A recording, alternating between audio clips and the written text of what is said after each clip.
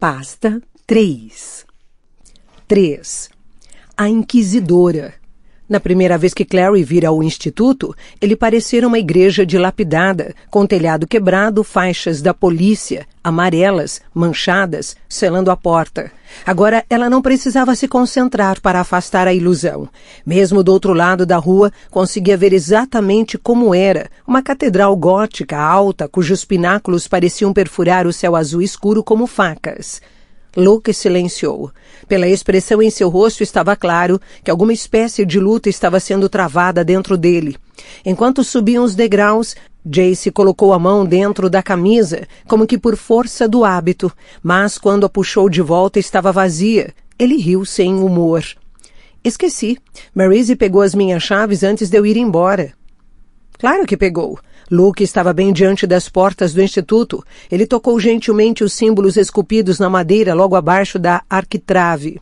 Essas portas são exatamente como as do salão do conselho em Idris. Nunca pensei que fosse voltar a ver uma do tipo. Clary quase se sentiu culpada por interromper o devaneio de Luke, mas havia questões práticas que precisavam ser resolvidas. Se não temos chave...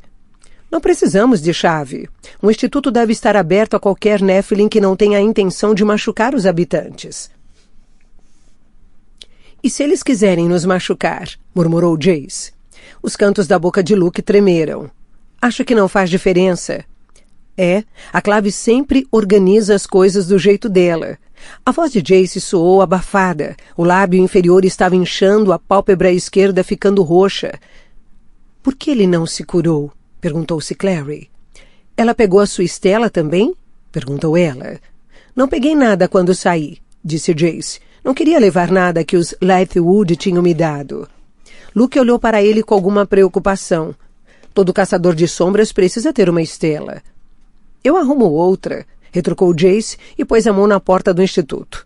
Em nome da Clave, disse, peço entrada nesse local sagrado. E em nome do anjo Raziel, peço suas bênçãos em minha missão contra... As portas se abriram.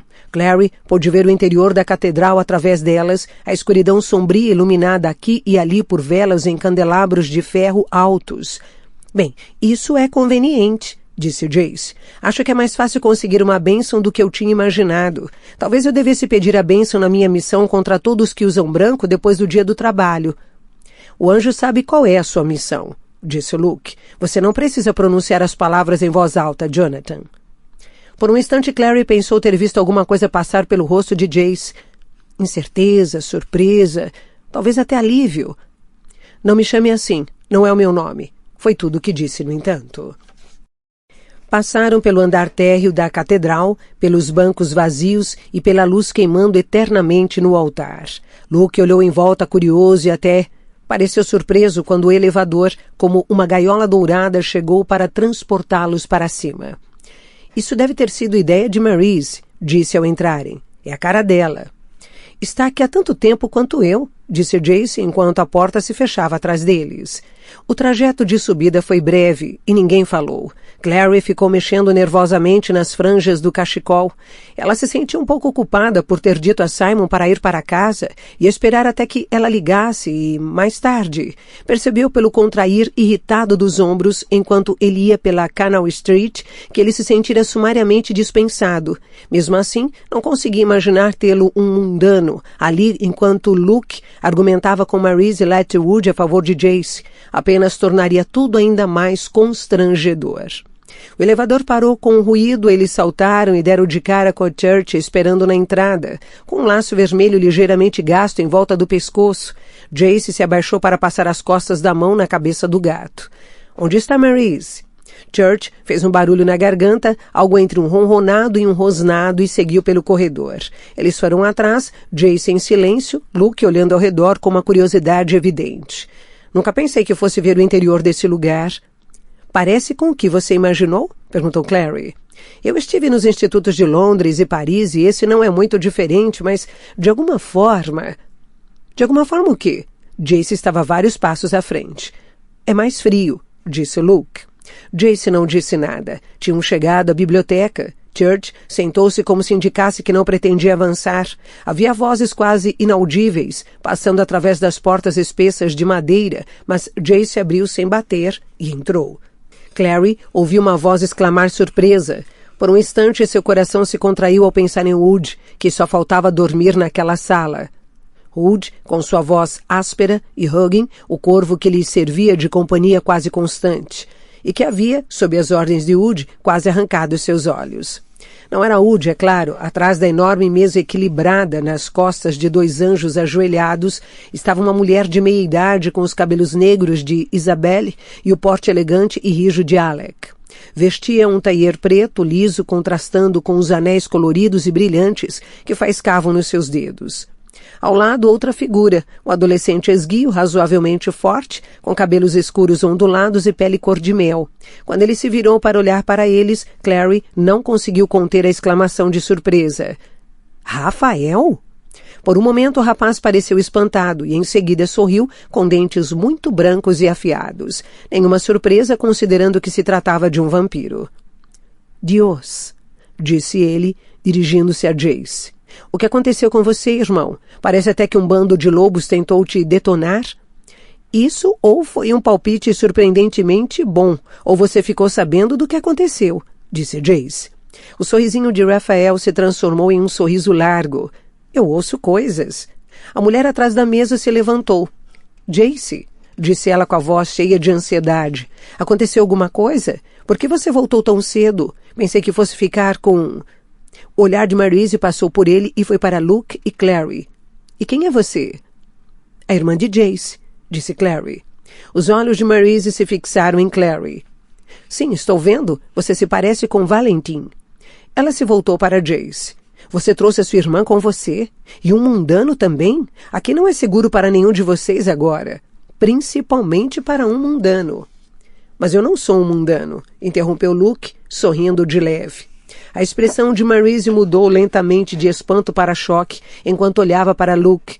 Realmente olhava para ele. Pela primeira vez. Lucien? Olá, Maryse. Quanto tempo? O rosto de Maryse estava paralisado e naquele instante ela pareceu repentinamente mais velha até do que Luke. Endireitou-se cuidadosamente. Lucien, disse ela novamente com as mãos sobre a mesa. Lucien Greymark. Rafael vinha assistindo a tudo com o olhar brilhante e curioso de um pássaro. Voltou-se para Luke. Você matou Gabriel. Quem era Gabriel? Clary encarou Luke, confusa. Ele deu de ombros levemente. Matei exatamente como ele matou o líder do bando antes dele. É como funciona com os licântropes. Maryse levantou o olhar ao ouvir isso. O líder do bando? Se você lidera o bando agora, é hora de conversarmos, disse Rafael, inclinando a cabeça graciosamente na direção de Luke, apesar do olhar cauteloso. Mas talvez não nesse exato momento.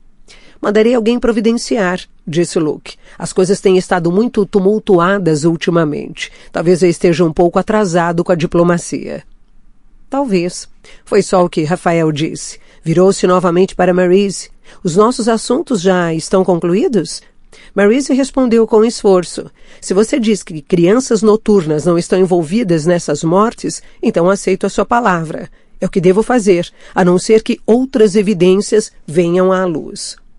Rafael franziu o senho. À luz? Disse. Não gosto dessa expressão.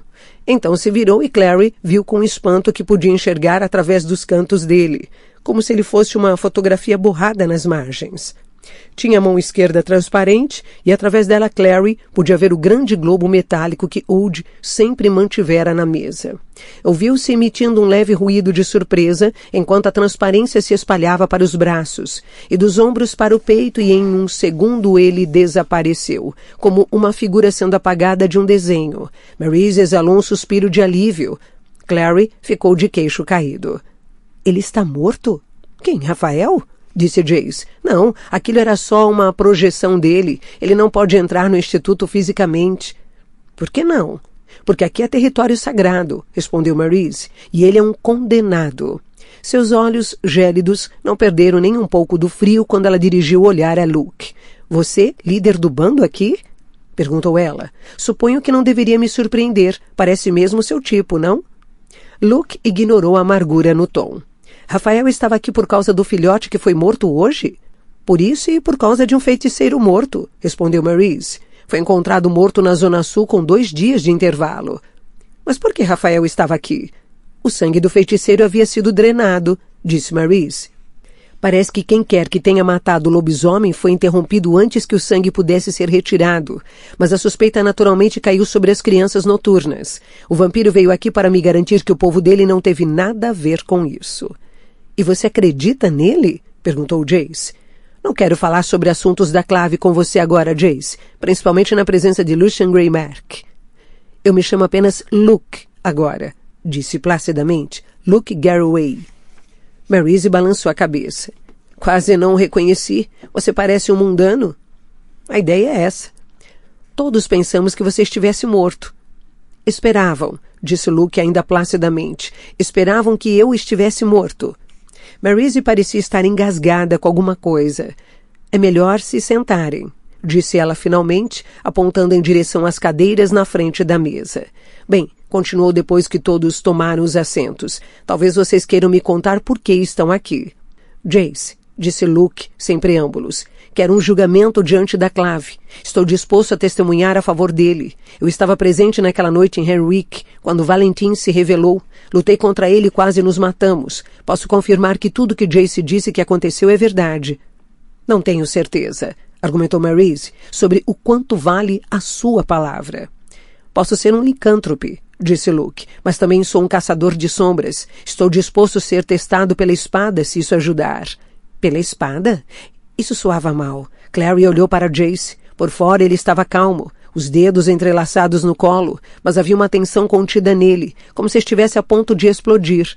Ele percebeu que ela estava olhando e disse: a espada da alma, o segundo dos instrumentos mortais, é utilizada em julgamentos para ver se um caçador de sombras está mentindo.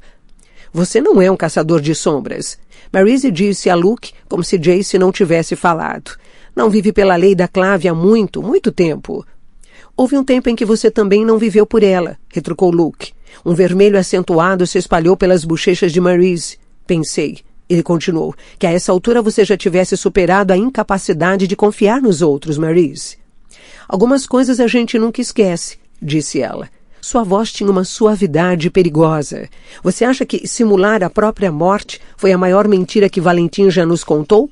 Acha que charme significa sinceridade? Eu achava, e me enganei. Ela se levantou e se apoiou na mesa sobre as mãos delicadas. Ele nos disse que abriria mão da própria vida pelo ciclo e que esperava que fizéssemos o mesmo. E teríamos feito todos nós, eu sei. Eu quase fiz. Ela passou os olhos por Jace e Clary e fixou-os em Luke. Você se lembra, continuou, de como ele nos disse que a ascensão não seria nada, mal seria uma batalha. Alguns embaixadores sem armas contra a força absoluta do ciclo. Eu estava tão confiante na nossa rápida vitória que quando fui para Alicante, deixei Alec em casa e pedi a Jocelyn que cuidasse dele enquanto eu estivesse fora. Ela se recusou e agora sem o motivo. Ela sabia, e você também, e não nos alertaram. Eu tentei alertá-los sobre Valentim, disse Luke. E vocês não me ouviram. Não estou falando sobre Valentim. Estou falando sobre a ascensão. Foram 50 dos nossos contra 500 do submundo. Vocês estavam dispostos a trucidá-los desarmados quando pensaram que seriam apenas 5 deles, disse Luke baixinho. As mãos de Maryse cerraram sobre a mesa. Nós fomos trucidados, disse ela. No meio da carnificina procuramos Valentim para nos guiar, mas ele não estava lá. Àquela altura a clave já tinha cercado o salão dos acordos. Pensamos que o Valentim tivesse sido morto e estávamos prontos para dar as nossas próprias vidas em uma última tentativa desesperada. Então me lembrei de Alec. Se eu morresse, o que seria do meu menininho? A voz dela falhou. Então abaixei os braços e me entreguei para a clave. Você fez a coisa certa, Maryse, disse Luke. Ela se irritou com ele, os olhos ardendo. Não seja condescendente comigo, lobisomem. Se não fosse por você... Não grite com ele, interrompeu Clary, quase se levantando. A culpa foi sua por ter acreditado em Valentim. Você acha que não sei disso? Havia um tom áspero na voz de Maryse agora. A clave deixou isso bem claro quando nos interrogou. Eles estavam com a espada da alma e sabiam quando estávamos mentindo, mas não podiam nos fazer falar. Nada podia nos fazer falar até... Até o quê? Foi Luke quem falou. Eu nunca soube. Sempre imaginei o que disseram a vocês para colocá-los contra ele. Apenas a verdade, disse Maryse, soando cansada. Que Valentim não tinha morrido no salão, tinha fugido, abandonando-nos para morrermos sem ele. Tinha morrido depois, nos disseram, queimado até a morte na própria casa. A inquisidora nos mostrou os ossos dele, os ossos carbonizados da família. Claro, isso foi apenas mais uma mentira. Interrompeu-se e em seguida se recompôs e disse com palavras decididas. Estava tudo em ruínas àquela altura de qualquer forma.